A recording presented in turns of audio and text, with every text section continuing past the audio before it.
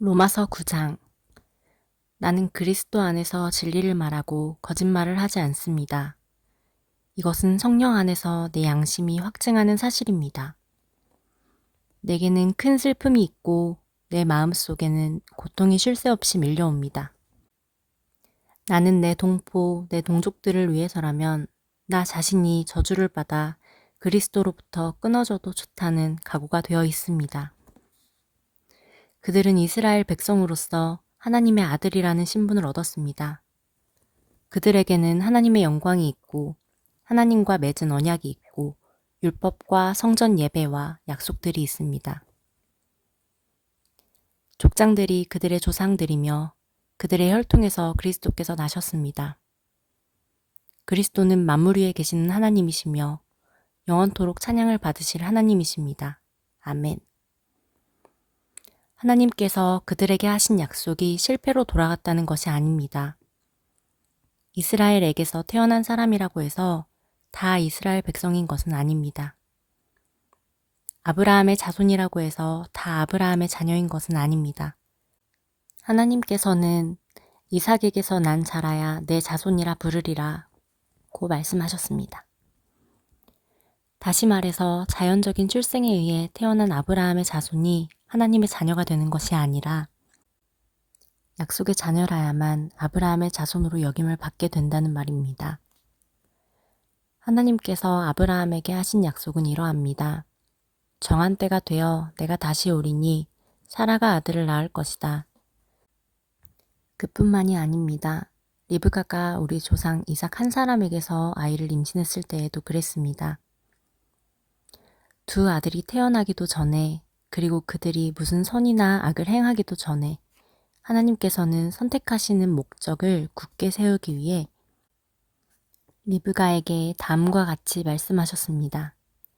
형이 동생을 섬길 것이다. 이렇게 말씀하신 것은 하나님의 선택이 사람의 행위가 아니라 불러주시는 분의 뜻에 달려있다는 것을 보여주기 위해서입니다. 이것은 내가 야곱을 사랑하고 에서는 미워했다 라고 기록된 대로입니다. 그렇다면 우리가 무엇이라고 말할 수 있겠습니까? 하나님이 공정하지 못하시다고 말할 수 있겠습니까? 그럴 수 없습니다. 하나님께서 모세에게 내가 자비를 베풀고자 하는 사람에게 자비를 베풀고 불쌍히 여기고자 하는 사람을 불쌍히 여기겠다 라고 말씀하셨습니다. 그러므로 모든 것이 사람의 요구나 노력에 달려있는 것이 아니라 하나님의 자비에 달려있는 것입니다. 이런 이유로 하나님께서는 파라오에게 내가 너를 왕으로 세운 것은 너를 통해 내 능력을 나타내고 내 이름을 온 땅에 두루 전하기 위함이다 라고 말씀하셨던 것입니다. 그러므로 하나님께서는 그분의 뜻대로 어떤 사람에게는 자비를 베푸시고 또 어떤 사람은 완고하게도 만드십니다. 그러면 여러분 중에서는 나에게 이렇게 말할 사람이 있을지 모르겠습니다. 그런데 왜 하나님께서는 우리가 잘못했다고 우리를 책망하시는가?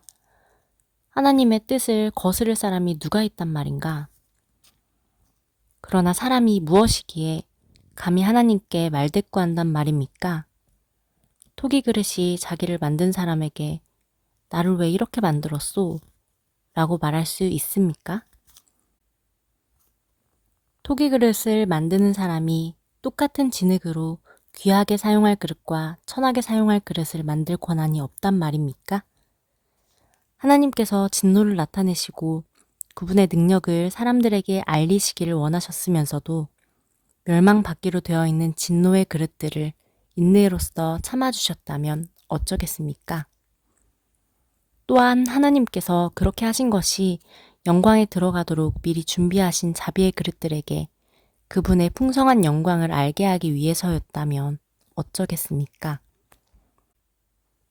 하나님께서 부르신 자비의 그릇이 바로 우리들입니다. 유대인 중에서만 부르신 것이 아니라 이방인들 중에서도 부르셨습니다. 호세아의 글에도 이런 말씀이 있습니다. 내 백성이 아니라 고 말했던 사람을 내 백성이라 부르겠고 내가 사랑하지 않았던 사람을 사랑하겠다. 그리고 이런 말씀도 있습니다. 너희는 내 백성이 아니라 꼭 그들에게 말한 그곳에서 그들은 살아계신 하나님의 아들이라고 불리게 될 것이다. 또한 이사야는 이스라엘에 관해 이렇게 외쳤습니다. 이스라엘 자손들의 수가 바닷가의 모래처럼 많을지라도 남은 자만 구원을 얻을 것이다. 주님께서 약속하신 말씀을 이 땅에서 신속하고 철저하게 이루실 것이다. 또 일찍이 이사야가 이렇게 예언한 것과 같습니다. 만군의 주님께서 우리에게 후손을 남겨두지 않으셨다면 우리는 소돔처럼 되고 고모라처럼 되었을 것이다. 이러한 사실에 대해 우리가 뭐라고 말하겠습니까? 의를 추구하지 않았던 이방인들이 믿음에서 나오는 의를 얻었습니다. 그러나 이스라엘은 의의 율법을 추구했지만 그것을 얻지 못했습니다. 왜 얻지 못했을까요? 그것은 그들이 믿음에서 나오는 의를 추구한 것이 아니라 그 의가 마치 행위에서 나오는 것으로 생각하고 의를 추구했기 때문입니다. 그래서 그들은 걸림돌에 걸려 넘어지고 말았습니다. 성경에 보아라, 내가 시온의 사람들의 발에 부딪히게 하는 돌과 사람들을 걸려 넘어지게 하는 바위를 놓으리니 그를 믿는 사람은 부끄러움을 당하지 않을 것이다. 라고 기록된 것과 같습니다.